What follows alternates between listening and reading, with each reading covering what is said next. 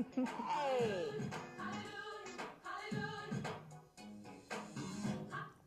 All right, we are back. That's right. We are here for another edition of Praise TV with this edition of KASSIE Live. Hey, hey, hey. Yes, it's Khrys and I am here with you for KASSIE Live this month. And I'm so excited because our lineup is so power-packed. I'm going to tell you now, get your tissues ready. I don't have any tissues, and I'm calling on my handy-dandy assistant, Isaiah. Please bring me some tissues to the studio. Please bring me tissues to the studio. I have guests on the way that are definitely going to shed some light on some subjects that we don't always talk about. But first, before we do anything, we need to usher in the presence of the Lord and just ask him to be here as we move through this era of sharing, healing, and living. So if you could take a moment to pray with me, I would greatly appreciate it. Lord, I just call on you. I thank you for your everlasting mercy and grace and love and guidance, acceptance, deliverance, dear Lord. Just thank you for all the things that you provide each and every one of us with, dear Lord. The fact that we are here today for KASSIE Live is a true testament that God is real and that he is able, and you have brought us this far, even though there were circumstances that we didn't think we were going to make it out of. Here we are, but God. So we just thank you, Lord, and just ask that the words of my mouth, dear Lord, and the meditation of our hearts in this studio today as we proceed with KASSIE Live be edifying to you and your kingdom. In your name we praise you and we love you, Lord. Amen. So it like totally always trips me out when I have to say the prayer because I'm like, I am not like an ordained minister or anything like that. So Shelly's usually here to do that, and then Pastor Mac used to be here to do that, and so now it's just kind of up to Khrys. Yeah. So, moving right along, you all should probably be pretty familiar with what the KASSIE Project is. It's keeping all survivors safe, informed, and emancipated. It's a healing initiative for survivors of sexual and domestic abuse. And of course, that's usually what our panelists, our guests, consist of. So right now, I want to show you a little clip and just give you a little idea of what the KASSIE Project is all about. And then we're going to come back and I'm going to introduce you to our very first guest right here on KASSIE Live. Hey, get your phones ready because we're going to have a live call-in too, all right? So check this out. And we are on the couch for the KASSIE Project, and you know the objective is to provide sharing, healing, and living for survivors of sexual and domestic abuse. And I didn't think I'd live to be 25. Now, I am a survivor of domestic violence. Okay. It's me on. All right. Same here, domestic violence. Survivor of domestic abuse. One night I woke up in the middle of the night and a shotgun was pointed against my temple, and he pulled the trigger. So I believe that if God allowed me to survive and to be a survivor so that I can tell the story so that others who are going through that process know that they too can be. My second husband used sex as punishment as well. It was actually when I was in middle school. My best friend raped me. I had to revisit that very moment of when I got molested, and that was the hardest thing for me to do because it was by a family member. My own mother believed that anybody who was beaten deserved it, and said so to me, so I know I could get no help from her. I actually didn't tell anybody about it. I just kept it bottled in. I had to go through some counseling and some emotional truths to find out who I really was and to take steps to fix it.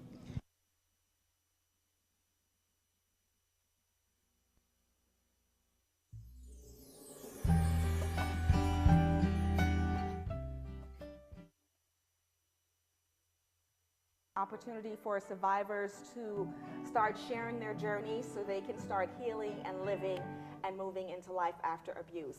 Now, you saw men and women on the couch, and you also noticed that these people were from all different walks of life, ages, and things like that. So that's what the multi-sized polka dots on the ribbon means.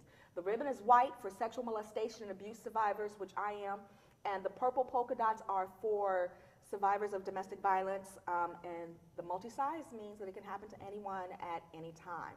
Now, usually when we talk about survivors of each of those, we talk about people who were direct victims, who were, I guess you can say, more of like a hands-on, who were directly either hit or abused one way or the other. Our first guest today is a young woman who was not a physical victim of domestic violence, but she was an emotional and mental victim of domestic violence through her relationship with her parents, through her parents' relationship. But first and foremost, she is who I call my mini-me. I don't know if she wants to go by that title I love anymore. it. I own it. Yeah, why not? But her name is Laila Hameen, or Laila B, for Laila those of you B. in more creative fields. She is an actress, and she has written a one-woman show, and she focuses, well, not focuses, but she touches on her visit with domestic violence. So welcome, welcome, welcome to the couch, Laila Hameen. Thank you. It feels good to be here. So comfy. Yeah. Layla has been a strong supporter for many, many, many moons. Like I said, she's an actress, so we've done projects together, but even when I launched the KASSIE project, Layla was just like right there. Khrys, what can I do for you? And I really didn't know she had been affected by it, and she kind of slipped it in, and she was like, you know, my mom's a survivor. But it was kind of like on the low, we don't really talk about it sort of thing. So, you know, I didn't press the issue or anything like that, but the fact that you are sitting here with me today, I'm proud of you. I'm grateful for you, and I know that actually being here to discuss this topic and having discussed this topic in your show has not been well received by everybody. Right. So first, I guess let's talk about Laila Hameen, the actress. So tell me about your one-woman show, LaidOff. Well, LaidOff is my baby. It's been my life for the last 7 months. I came up with the idea after I actually got laid off from my full-time job. I used to work in corporate radio, and I got laid off. And in the midst of trying to find employment and trying to put my resume together, I found myself putting together my life resume at the same time. So I was recognizing different jobs that I wasn't necessarily getting paid for. So for example, I touch on being 7 years old and being a storyteller on my school bus, because that's what I used to do. Even though I was really shy and introverted in school, I loved to entertain people on my bus. And all the way up to, you know, wanting to be a news anchor and also acting. So LaidOff actually became more of a creation for self-discovery for myself. And it allowed me to step out and do something that I was terrified to do. Like this time last year, I never thought in a million years I'd be on stage by myself talking about my childhood and relationships and everything in that capacity at all. Okay, so first, I also want to mention that I met Layla. She was auditioning. I host this other show, this music and entertainment television show, and we had this thing called Make Me a Host. You know, everybody's got the reality TV show thing going on. And Layla came as she auditioned to be a host on the show. Now, the difference between Layla and all the other girls that auditioned, okay, you know, I'm not throwing shade or anything like that, but when I was watching the audition tapes, Layla actually had talent and the ability to host a show. I mean, she wasn't just another pretty face, you know, and a lot of girls get up there and they're just like, you know, well, I'm cute, so I can host the show, you know, I can introduce the videos, and you know, Layla had some real education behind her. She was actually a student at the time at NKU, and you were studying journalism. Broadcasting. So she actually had skills, and you could see it on camera. And I saw her, and I was like, oh my gosh, she reminds me of me. I mean, not tooting my own horn, saying that I'm like a bomb or anything, but I'm just saying, you know. So that's when I kind of like label her as like, she's gonna win, you know. She is my mini-me. She's got to be the next host of the show. So that's how we met. And then she went on to be cast as the lead character in a movie called Grandma's Hands. Yes. Which I actually played her mother. I actually played her character on stage, and then I played her mother in the movie. That, I mean, not that she could really be my daughter or anything like that, you know. I mean, you know, we're only like, what, 5 years apart? Yeah, not something like that. Yeah. So she's very well versed in the art. So let's get back to your one-woman show. How different is it for you? You said you've never been on stage by yourself. How different is it for you to give people your truth? You know? It is, well, first it was difficult for me to give it to myself because I spent the first 7 months rehearsing in front of the mirror and then the camera. So actually being comfortable with discussing things, actually just to myself out loud and writing it, but also performing it in front of people. It's nerve-wracking. It is, but when you have it all out there, when you're finished, it feels very calming, very cathartic. And I know it's a very sensitive topic to talk about because domestic violence is oftentimes, I don't want to say hidden, but it's more of those, okay, we survived it, let's not talk about it anymore. Yes. That happened years ago, Yes, yes. we're good, but everybody heals differently. So within my family, I'm the one in the family who has that creative niche of wanting to be an actor and writing and everything. So I'm like, they're healing their way, I'm healing my way, and it's So taken you are healing years. through the arts. I am. I'm a strong believer of healing I through am. the arts. So how much opposition did you get? Because I know you're Muslim? Yes. Okay, so in the Muslim community, first of all, do they even acknowledge domestic violence? And I don't mean to be ignorant, and No, I no, may you're sound fine. so, but Yeah. I don't know. How does that work in your community? Well, it's interesting because I grew up to be a very liberal Muslim. Okay. I'm not conservative at all.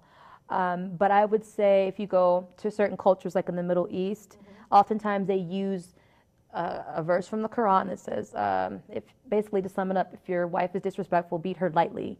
Well, some people take that to literally mean beat her lightly. It's more of like a, don't do that, you shouldn't do that.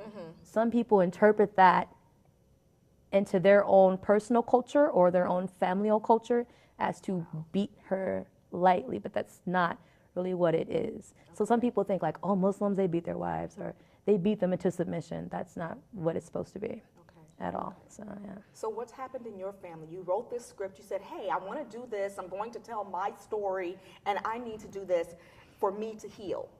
You know, did your family feel as though, because you weren't directly hit, that you didn't have anything to heal from? Did they feel like you were putting the family business out there? What was that? The second one. Okay. Because okay. we've been through counseling. Even after the marriage ended with my mother and father, we went through counseling when I was about 9. But at 9, I wasn't really aware of what my feelings were toward the whole thing.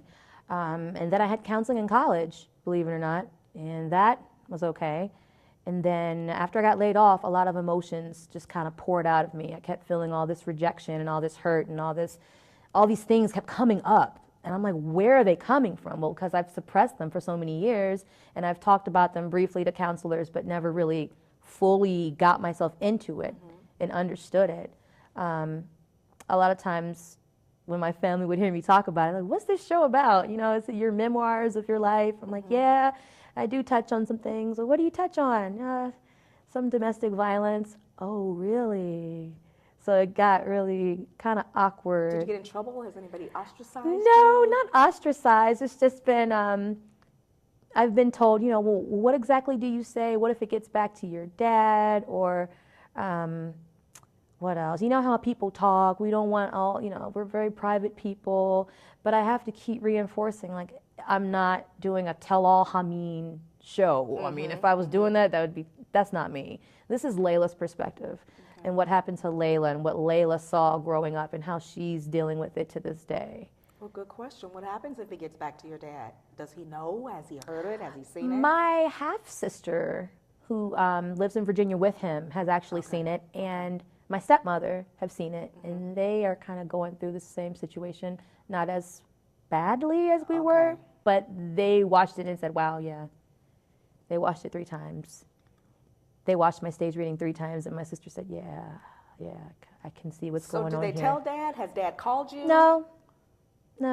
Did it help them? I mean, where are they now that they've seen, where you are and what you've been through? Are they hopeful that, there is a light at the end of the tunnel? Are they going to find an out? I mean, what? Well, my sister is, because when I sent it to her, she said, wow, I never felt more connected to anybody in my life. And we really weren't, we didn't grow up together. I mean, she's 18, I'm 30. So we weren't raised together, but now we're getting closer. And it's not just, oh, we're survivors of verbal abuse and whatnot, but it's like we have more in common now. But by her seeing that opened up a new door. And so she's, going out into the world. She's going to college this fall. And she's getting reinforcement from myself and my older sisters saying, this is not normal. Whether it's verbal abuse or physical abuse, it's not supposed to happen regardless. No one deserves that at all. So this right here, what you're sitting here saying is that sharing can be healing. Yes. And helps you move into living in your life after abuse. Yes. Exactly. I mean, pretty much to sum it up, yeah. Yeah, I mean, and so, and again, like I said, healing through the arts. I want you to work with me on I'm working on something for later this year where I want to bring together a lot of artists, because I believe a lot of artists, many of us, are survivors. And we all use our art as an out. Yeah. So even though we don't tell people what's going on with us, we use our art to heal. So we want to do a Healing Through the Arts event. And I would love for Layla B or Layla. What does the B stand for? Basima. Is that your middle name? Yes. Oh, okay. Yeah, I talk. That's in my show too. Identity, being the only brown Muslim girl in a different type of world. So, growing up like that. Known that all this time. Basima. Yeah, Basima. Yeah, I would love for you to be a part of that. So, when is your next show? I have 2 shows. Okay. On May 22nd and the 29th. It's going to be at Peak Art Gallery in Covington, Kentucky. Okay. Located at 210 West Pike Street. Okay. So I have 2 Sunday shows there. Perfect. And I'm in the process of working on one in Clifton for June. So I'm really targeting small cafes and galleries. Okay. And like, for example, the first show I did 2 weeks ago was at Women Writing for a Change, and that was a writing center, but it had perfect space. I mean, you can bring theater, you can bring emotions and sharing and healing anywhere. Yes. I don't care if it's in a library or a bar mitzvah. I mean, you name it, I will perform anywhere. Because little bits of the story touches everybody. I believe it. I think so, and I plan to attend on the 22nd. So that's this weekend. Yes. Yes, the 22nd. 22nd, 7 o'clock. I plan to be there to see LaidOff. Although I don't wish that on anybody, but we've all been there. Yeah. You know, this is the first time you've been laid off? Yes. Oh, the very first time. Honey. October 2015. She's still growing. You always remember your first. Well, I really hate, she bought a DVD of just a little clip from the show, and I really hate that you guys can't see it, but now you should be more encouraged to actually go see it in person. And you can always just visit my Facebook page just to find out more information and find out where Layla is going to be. Yeah.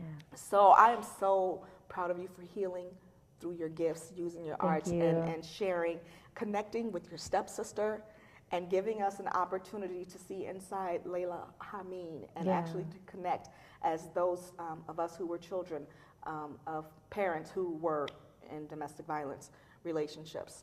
So, that being said, I would love to move on to our next guest, but not before Layla B signs the couch. With the purple marker. With the purple marker, drum roll please. Left-handed unites. Oh, you're a left-hander? I'm a lefty. Okay, she was my favorite. Where's the best part to sign? And so coming up next, we are going to have a young man on the couch. I'm very, very excited about having this guy on the couch with me. Even though we've run into each other a million times and we've been at the same events and we have the same purpose and initiative for our movements, he's never sat on the couch. We've never sat down and had an actual conversation about where he's been. I've heard him speak and he's heard me speak, but we've not done the hear thing. So coming up next is a young man who started his own foundation. And I'm very excited to have him here on the couch during KASSIE Live. Layla B, LaidOff. All right. Yay. Thanks so much. Thank you so much. Give me a kiss. Give me a kiss. Thank you. Give me a kiss. Chris's, right? Yes. Kisses.